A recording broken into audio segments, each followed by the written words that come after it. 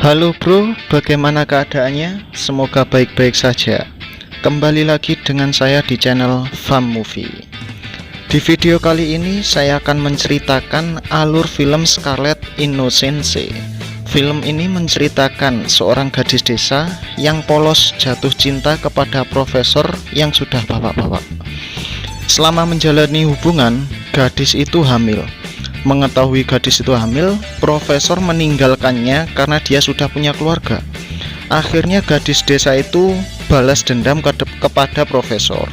Seperti apa filmnya? Langsung saja kita tonton.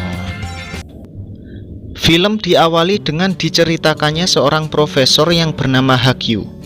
Dia dipindah kerjakan ke kota kecil karena dia telah dituduh melakukan perbuatan asusila kepada salah satu mahasiswinya. Dia dihukum dan disekor oleh universitasnya. Sementara itu, Hagyu ternyata sudah berumah tangga dan mempunyai seorang anak kecil. Keluarganya itu tinggal di Seoul. Karena gara-gara kelakuan suaminya, istrinya menjadi stres. Setelah tiba di tempat mengajarnya, Hagyu bergegas ke rumah yang akan dia tempati sampai waktu mengajarnya selesai. Selain menjadi dosen, Hagyu ini juga seorang pengarang novel. Kemudian Hagyu pergi mengajar. Ternyata murid-murid yang dia ajar sudah tua-tua. Setelah selesai mengajar, Hagyu pergi ke sebuah taman dan bertemu dengan seorang gadis desa yang sangat polos. Gadis polos ini bernama Dokyi. Mereka akhirnya saling berkenalan. Hagyu mengatakan kalau dia adalah dosen baru di desa ini. Dia juga mengatakan kalau dia juga sudah punya anak dan istri. Dokyi yang masih polos mengatakan kalau besok dia akan mengikuti kelas tersebut. Itulah awal mula kedekatan mereka. Keesokan harinya, Dokyi terlihat mengikuti kelas yang diajar oleh Hagyu. Padahal di antara murid-murid yang lain, Dokyi lah yang terlihat masih muda. Setelah selesai mengajar, Hagyu bergegas pulang ke rumahnya. Namun, Dokyi mengikuti profesor ini. Saat itu juga Hagyu mengajak Dokyi untuk makan malam. Secara perlahan, Hagyu juga mulai membukakan hatinya kepada Dokyi.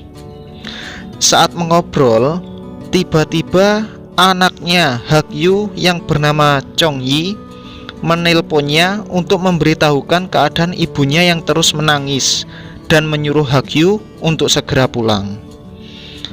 Hagyu yang menaiki bus tiba-tiba menyuruh bus itu untuk berhenti. Lalu Hagyu mengajak Dokyi untuk pergi ke rumahnya. Setelah berada di rumahnya, Dokyi mencium Hagyu dan mereka melakukan mantap-mantap. Keesokan harinya, saat Hagyu mengajar, ia berpapasan dengan Dokyi lagi. Hagyu lalu mengajak Dokyi untuk pergi ke sebuah taman bermain yang sudah tutup. Lalu mereka menaiki sebuah wahana permainan. Setelah berada di dalam wahana, Hagyu yang sudah sakne langsung menggeprek Dokyi dan mereka mantap-mantap lagi. Singkat cerita, Hagyu dan Dokyi menghabiskan hari-hari bersama.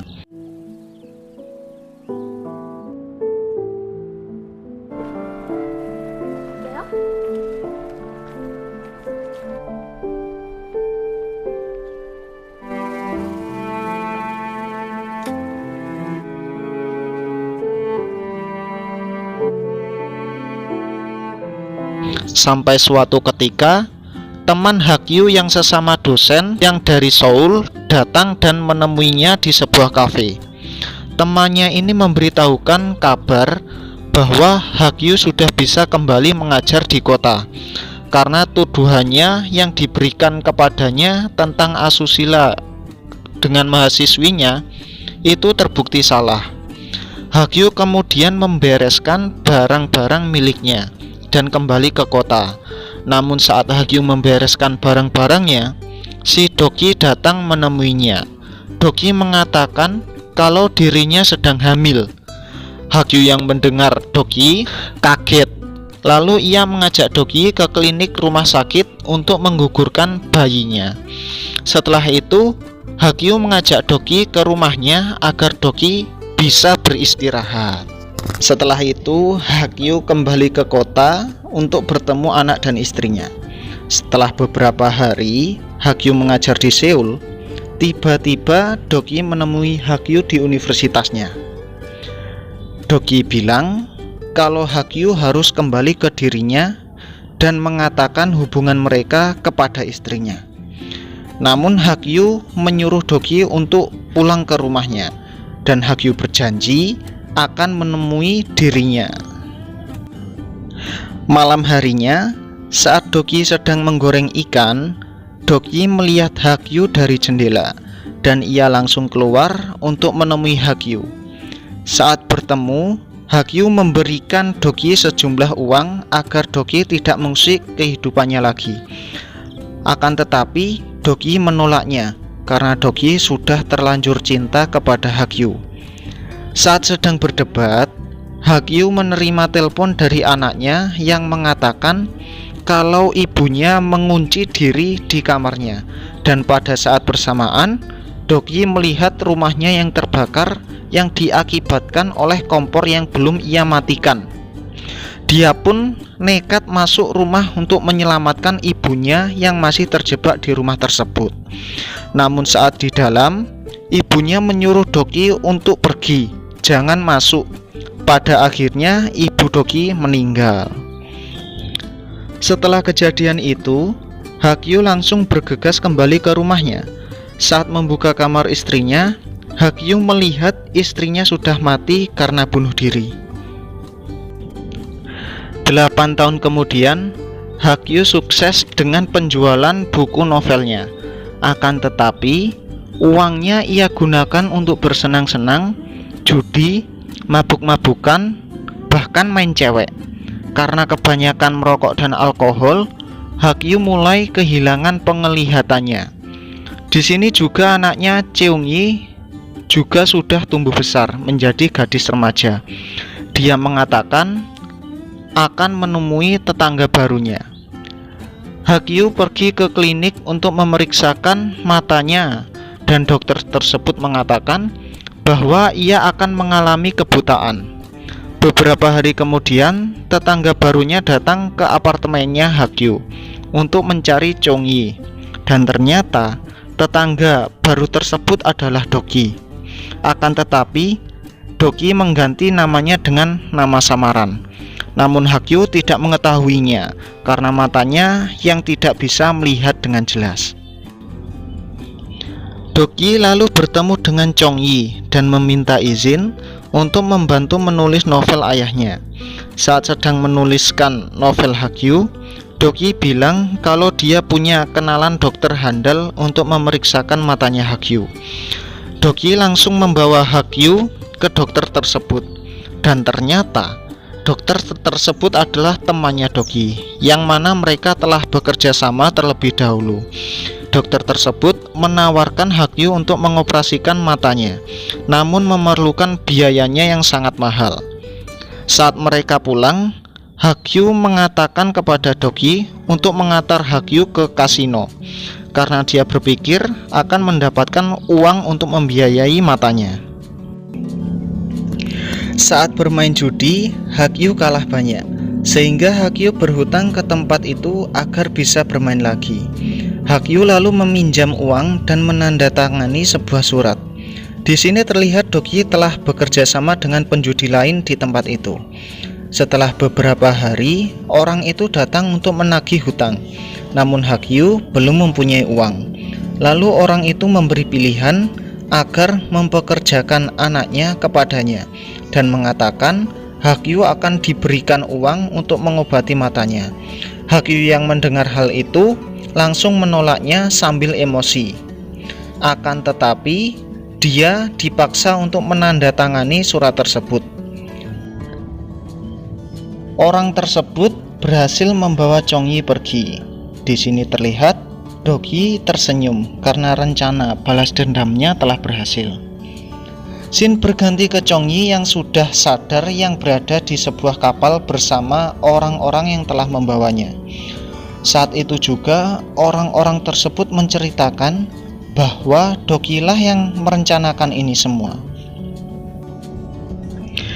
Saat Doki dan Hagyu makan bersama, Doki menceritakan kepada Hagyu bahwa dialah yang telah merencanakan semua itu, yang bertujuan agar Hagyu menderita. Namun Hagyu belum mengerti.